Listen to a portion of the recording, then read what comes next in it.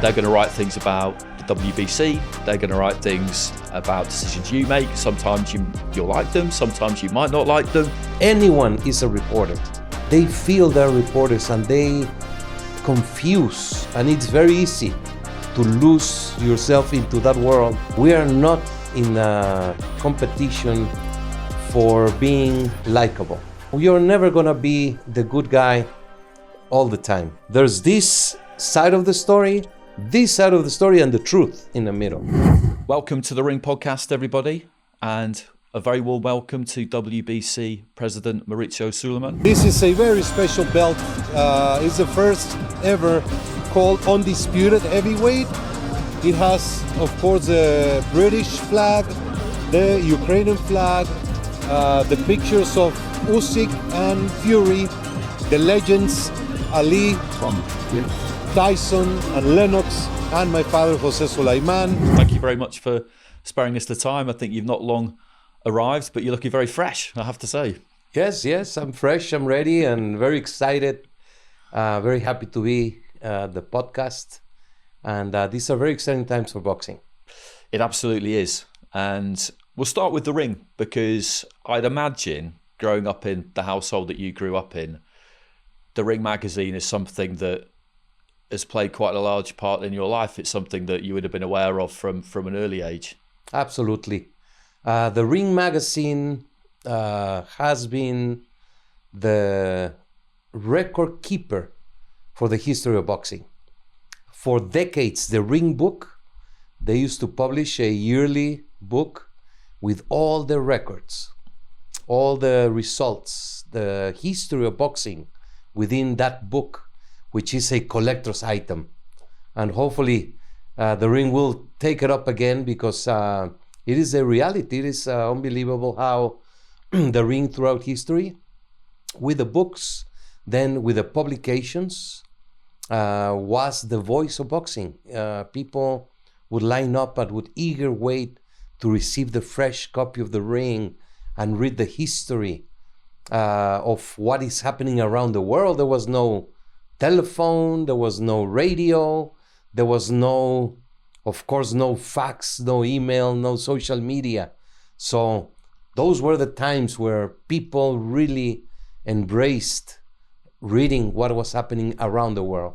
Now it's a different world. That is, that's a really interesting point you make, because I'm old enough to know the pre-internet era, and record keeping before then, manual record keeping, was really, really important. And when you look at the history of a sport, to have those records, particularly in boxing where things happen in all parts of the world at all different times, it's a huge part of it, isn't it? And it's great, isn't it, too, to see the physical copy of the magazine back in print version, because nothing better than having it in your hands. I love it. I am so excited about it.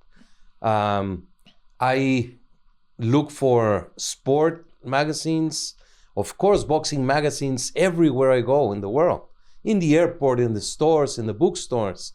And to have seen the Ring out of the shelf, and now to know it's coming back, and the first copy is amazing.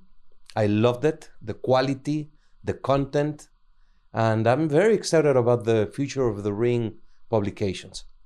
And as WBC president, whoever the editor is, it's Doug at the minute, Doug Fisher, and has been for a while, you would have a relationship with the editor of the Ring, I would imagine, because they're going to write things about the WBC. They're going to write things about decisions you make. Sometimes you'll like them, sometimes you might not like them. It's part of the job for you, isn't it? You have to have that relationship with the boxing press, at least with the ones that you respect. The key is to understand the difficulty to have a reliable, honorable publication. Now, anyone is a reporter, with a telephone, with a Facebook account, with a Twitter account, X account. They feel they're reporters, and they confuse and engage in complicated reports, fake news, invented news, just to get likes and to get followers. The Ring publication is honorable. And as a member of an organization of the WBC, we must respect criticism when it is done in good faith, when it is done with a good intent to make the sport better. Of course, we take it responsibility. We look at what is it and helps us become better. So I do respect Doug Fisher. He's a great guy. I know him. We've been always in good terms. And absolutely anything that is reported that can be a critic, it's more than welcome. It's needed because you need to have that balance. We make mistakes. We're human. And when you don't see the side and think you're doing everything great and only believe on what you're doing, you make a big mistake. And it's very easy to lose yourself into that world that you are correct. So to have the ring publication back, to have it on paper, to have it online, and to have a great team of honorable reporters is the best thing that can happen to the sport. Does it frustrate you slightly that, as you mentioned, now everybody can be a reporter, everybody can have an opinion and they can have a platform for that opinion, and sometimes that opinion will get shared and all of a sudden you read something that you know isn't right, but it's almost become true because so many people have seen it. It must be, how do you cope with that? Because you can't get involved with every internet squabble, but it must be tempting sometimes. At the beginning it is, because you're human, and when you read something that is not fair, that is an attack, that is not just, but then you learn. And we are not in a competition for being likable. We're not in a, how do you say, popularity contest, yeah. Absolutely not, because every decision that we have to take affects one side, and for the good and for the bad. So we are never going to be the good guy all the time. One day you are the greatest because you make a decision and that promoter loves you. Next day they hate you because you took a decision that did not go for their side. But if you learn to read, especially social media, because there's so many people talking about it, fighters are too hot. They engage and they get lost because what you say is correct. If 10 people comment on a news, it does not necessarily mean that is right and that is the opinion, but they're commenting. And usually in social media, the negative, the haters are the ones blasting and putting their frustrations into other people's life. So fighters get engaged and get frustrated and get too anxious. They need to relax and to understand who is writing, where they're saying it. But the life is where human nature is aggression and negative. If I post something nice visiting a hospital with champions, you'll get 10 likes. If you post me beating up a kid in the street, oh man, I'll be so famous. Yeah, the world's very, we were just talking about this actually before you came in, the world just does seem quite binary now, doesn't it? Either you're for something or you're against it. And it feels to me like the art of conversation has been lost a bit, because that's where you can work out where your common ground is. In your job, being the art of conversation is absolutely key, I'm sure, because as you say, promoters will not like something you've done. Fighters will not like something you've done. Another sanctioning body might not like something you've done. And the best way is to speak to people, isn't it still? The old-fashioned way. It has to be. It's the only way. Because my father always said, there's this side of the story, and the truth in the middle. We all see things differently. And you need to go back to basics. You need to go back to sit down and talk, discuss, mediate, give in a little bit and get what you're expecting. You have to go back and read articles, the 2-3 page story about something, and not just bullets and pictures and videos and everything quick and fast. Going back to basics is going to be the success. in any type of whatever you do in life.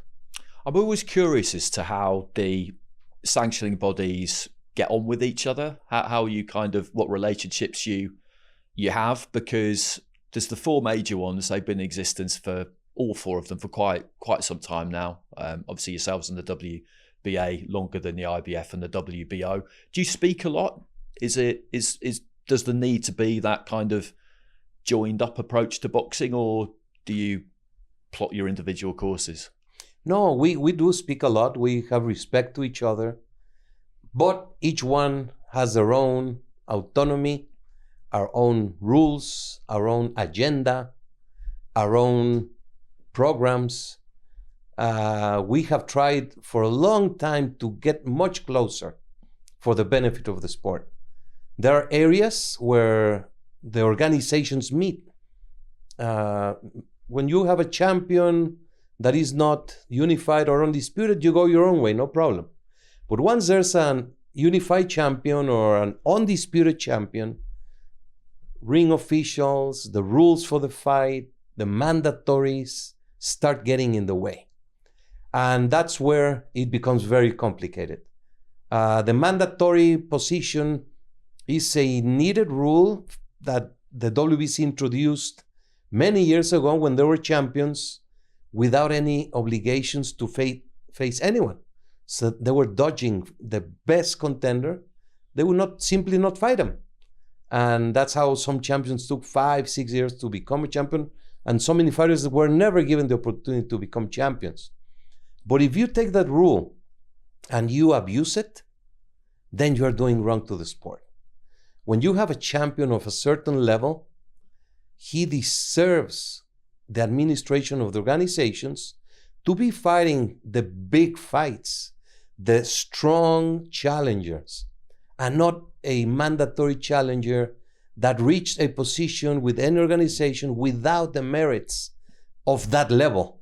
So it's a complicated topic. We have given all the lenience and flexibility, and I think we're moving forward. The WBO, Mr. Valcárcel stepped down now. Gustavo Olivier is the president. Daryl Peoples in the IBF and Mendoza in the WBA. We meet sometimes in person, sometimes in a Zoom. We do have a chat, but there is good topics and there are some complicated topics. It's interesting what you say about the rankings, because rankings are absolutely essential, because if you don't have them, then people will just make fights between fighters who will make the most money. And if you're a fighter who isn't in that category, then you'll just never get your opportunity.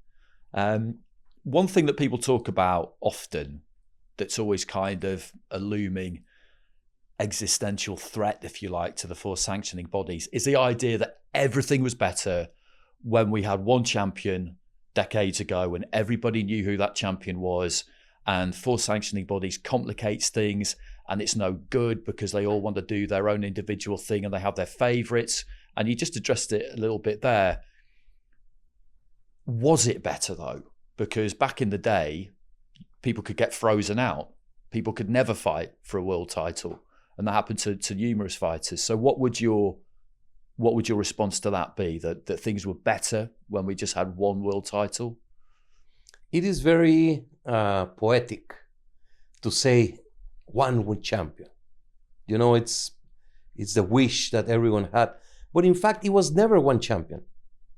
Even in the 1900s, there were the European group, the New York group. Somehow it got in the mix through the press that this is a world champion. But at the end, if you really go and dig in history, there was never that one world champion. However, the WBA came from the NBA, and the WBC was formed fresh in 1963 with the representatives of the most important boxing commissions from the world.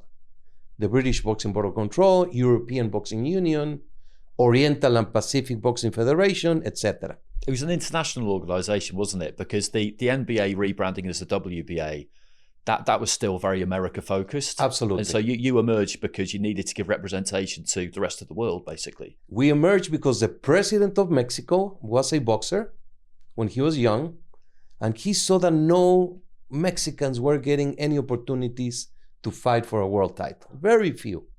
So he brought them all to see what could be done, and then it was founded from the whole world representation. Then the WBC came in with very strict knowledge of what we wanted to do. Change boxing. Make it safer. It is a contact sport. It was barbaric. It was inhuman at times. But we came in with a straight knowledge of what we wanted to do. It's a WBC that changed 15 to 12 rounds, the weigh-in the day before, and so many other things. But regarding championships, the WBC started an international title back in the 80s, recognizing that there are so many fighters that have talent and that need to fight under a structure. The WBC provides a structure with rules, with medicals, with organized type of organization. So that's when the international title began, then the continental Americas, then the European side, African. So we created many regional championships. So if you like football, you play in the school and there's a circuit. You win the title, you feel great. You win a trophy, you're the champion. It doesn't mean you have to claim yourself as the national champion of England. Then you have Division 1, Division 2, Division 3, then the Premier League, and all these different variations. And that is, in a brief explanation, what the WBC championships are. They are regional titles to help young fighters develop into a better stage and then become world level. Manny Pacquiao was first the OPBF champion, then the WBC international champion, then the world champion in flyweight. So it was the platform that led him to go those steps to become champion, and then went on to become a legend. Each organization has the world championship. Well, the WBA had a convention, they had a fight, that group left and formed the IBF. Then another WBA convention had a fight, a group left and formed the WBO. That's how the four organizations are established. We understand that people want to see one champion. I understand that. And when there's an undisputed and there's a one champion, it's great. Because then you see, oh, that's a middleweight champion of the world. And it's our duty to do something to keep that undisputed champion. It is good to have 4 world titles for the reason that many fighters benefit around the world. They can make money, they can grow. Yeah, that's always been my argument, that so long as the unifications and particularly fights for undisputed do get made, and we've had a few recently, then it works. It works. And I put on the table many years ago a proposition, and I just did again in our last meeting. Let's do a tournament between champions.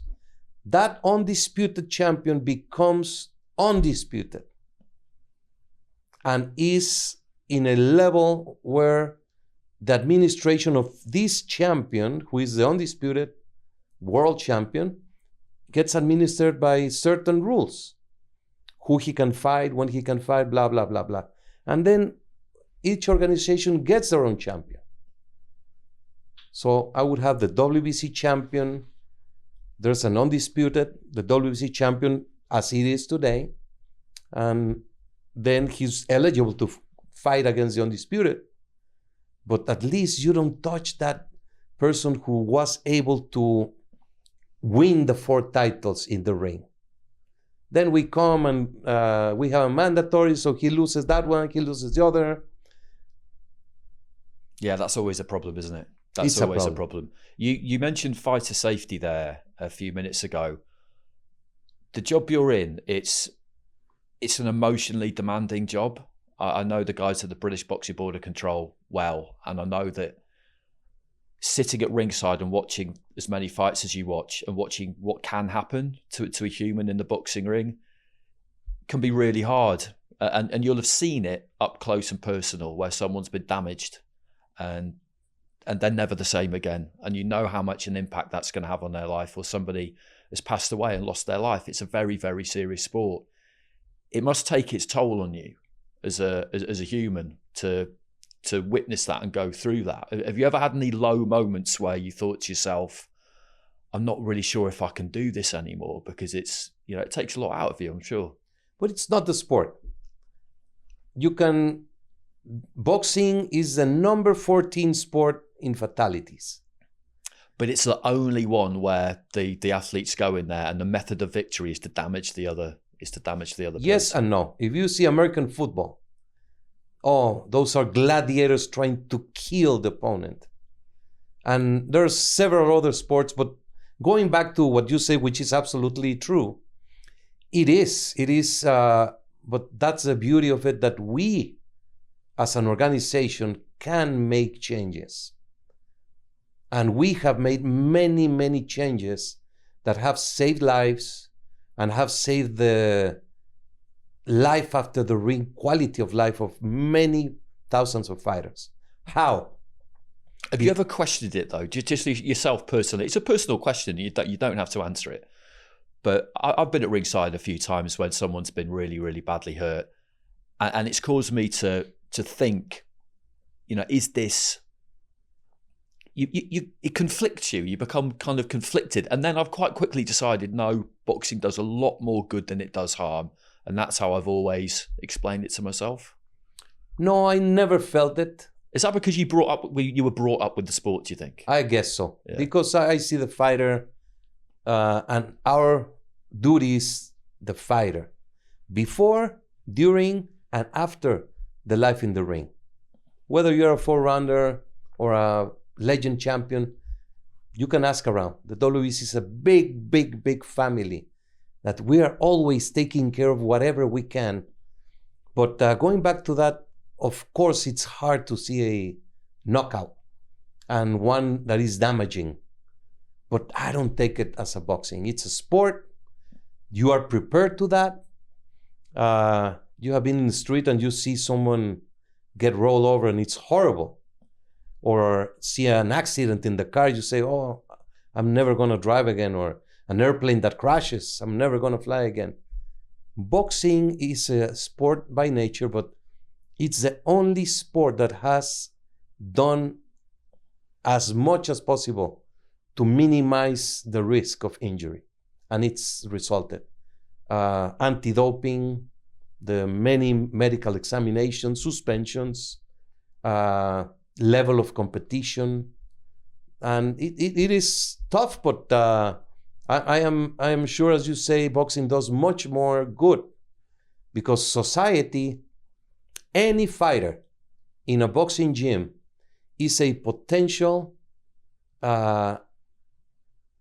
person in the streets that could go wrong through drugs, through delinquency, through street life, and then they find the ring,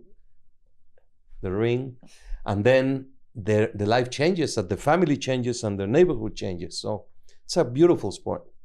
You mentioned the knockout there. I'm kind of obsessed with knockouts. I wrote a book about it a couple of years ago, and it's just this incredible moment, isn't it? That no other sport has. In other sports, you can score a late goal, a basket on the buzzer, but you still have to be. It has to be close for that to matter. Whereas a knockout can happen at any time, and this thing that was happening is over.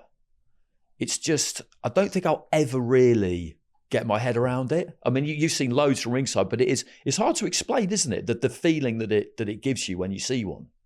It's unbelievable. And it is because we all human beings, when we're watching a fight, we identify with one of the fighters. And nobody knows why. When there's a fight, you are seeing yourself in the ring and then same way when he gets knocked out, you're shocked and you're overwhelmed, and when you win, you're in an unbelievable, impossible to describe moment of glory. Yeah, it is like that. And sometimes you see one and you have this massive kind of high, and then really quickly, if the fighter doesn't get up, it's replaced by fear because you're worried, because you want them to be okay. We want guilt-free knockouts, don't we? Where someone gets knocked out, but then quickly after that, they're back on their feet and shaking hands and everything's fine. But it's I mean, what do you, I'm putting you on the spot here. What do you think is the single most exhilarating thing you've seen at ringside in all of your time? If you could think about individual moments, they probably would be knockouts, but what are the ones that stick with you? One was at the Aztec Stadium, 136,000 people. I was just overwhelmed by that. That was Chavez, wasn't it? Chavez. Greg Haugen. Greg Haugen, exactly. Yeah. But was that just a spectacle? Was that just sitting in the middle of it and just looking around thinking this is mad? Incredible, unthinkable. But Mike Tyson, the power of Mike Tyson, that he could end at any moment. The excitement of him inside the ring. It's the anticipation, isn't it? The anticipation before that bell rang. Truthfully, it's difficult to call one moment, but there's so many.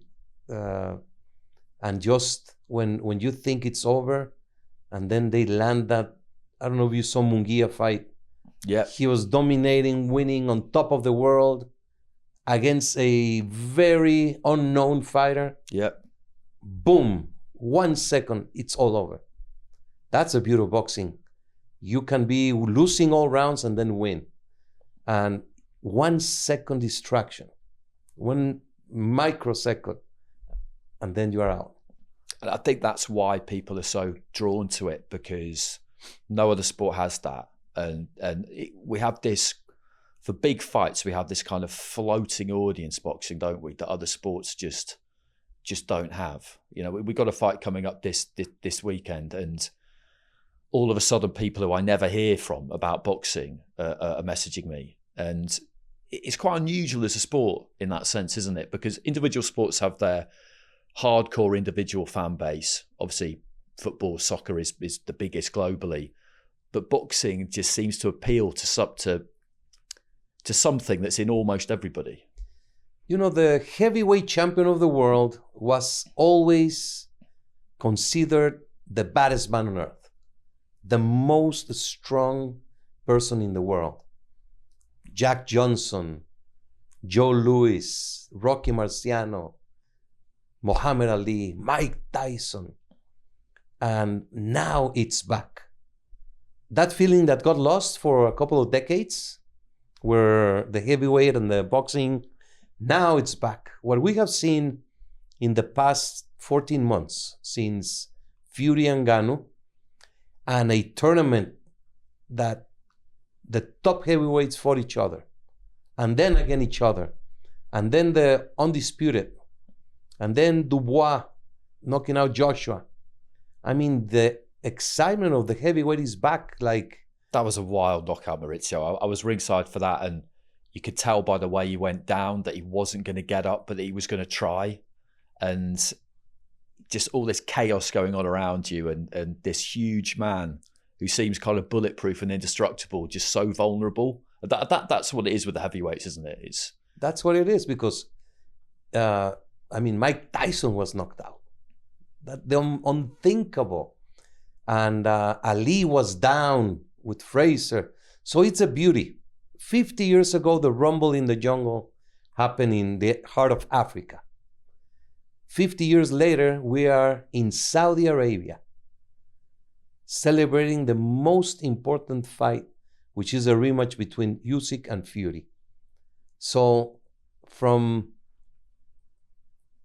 the nothing available to everything available, but everything is in the same ring. It's unbelievable. And it shows that boxing really is it's a global sport. I've got one more before we let you go. I don't want to take up too much of your time. Women's pro boxing has come on an awful lot in the last decade or so, probably since the London 2012 Olympics. It absolutely existed before that. People tend to forget that there were pioneers who did a lot of selfless work in the 90s and around there, and also before that. But since the London Olympics, it's really picked up pace. At the WBC, currently anyway, you're not in favour of 3-minute rounds for female fighters. You'd like it to stay at 2-minute rounds.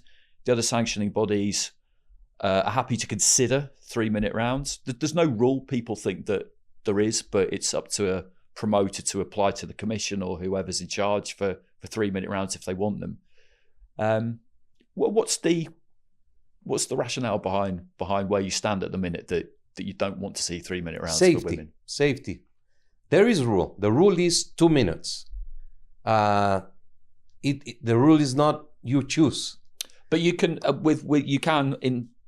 the promoters can request 3-minute rounds, and they have been granted in certain fights.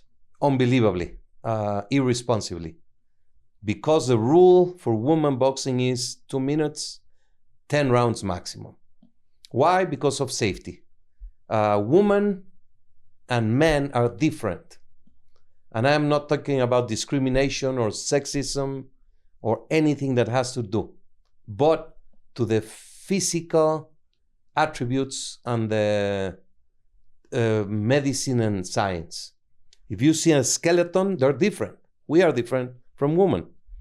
The neck area has a very different situation in men and women, and that makes women 80% more susceptible to a concussion. Women have a much harder time to recuperate from a concussion. They have a menstrual period, which involves the hormones and things that happen in the body and in the mind, in the mental health. So there's a few rules. One is 10 rounds, 2 minutes. Women have a pound flexibility at the weigh-in because of the menstrual period. If you see golf, they tee off from shorter distance. If you see tennis, they play 3 sets and not 5 sets. If you see basketball, the ball's a little bit smaller and the basket is not as high. But in boxing, it's not a game. You have to protect. And we have found a very simple rule throughout the medical studies that began in 1978 that led to many changes. And that rule is, it's mathematics. Dehydration plus fatigue plus a heavy punch leads to injury. Why we changed from 15 to 12 rounds? Because of that, dehydration and fatigue. The more you fight, the more dehydrated you are, the more fatigued you are. And those are always the most dangerous knockouts, aren't they? Deep in a fight. An exhaustion knockout, they're the ones that really do the damage. Of course, who doesn't want to see a 15-round fight back where they cannot even move and it's so dramatic? But what is the price for that? So we will never change to 3-minute round in women unless it's a clear medical justification statement. Also, why change it? You saw Katie Taylor, Amanda Serrano. Yeah, 10 2-minute rounds is producing some great spectacles and a different kind of spectacle. It does give it its own identity, which, personally, I do enjoy that. And look at them. At the end of the fight, they're exhausted. So there's no need to look for something that can lead to deaths in the ring. It is completely justified medically, scientifically, theoretically, and we are to protect the fighters at all times. So this really is the last one. I read an interesting quote from someone. I can't remember who it was now. I think it was a journalist who said that it was either being head of the WBC or being head of a sanctioning body is like being the Pope. because you generally tend to stay in the job for quite a long time, and it's a big responsibility. I don't know if you ever thought about that. Is it? No, it is a common denomination that the presidents tend to be for a long time. My father died as president of the WBC. Mr. Mendoza did also. Paco Barcárcel just stepped down, which is unusual, maybe unprecedented. But it is, I feel, at least in my position, I am very comfortable because we have a board of governors and they are the ones that make the decisions. It's not me. It's not me saying, ruling. I just administer, I lead, I tend to represent the organization and try my best to do it on the best way. But it is a board of governors that keep the final decisions themselves. It is not like I'm a dictator making this and making that in the WBC. Okay, well, I think you've got a good few years left in you yet. So it's been great to talk to you. Thanks for joining us on the Ring Podcast. Thank you so much, and my best wishes for great success on the Ring Podcast.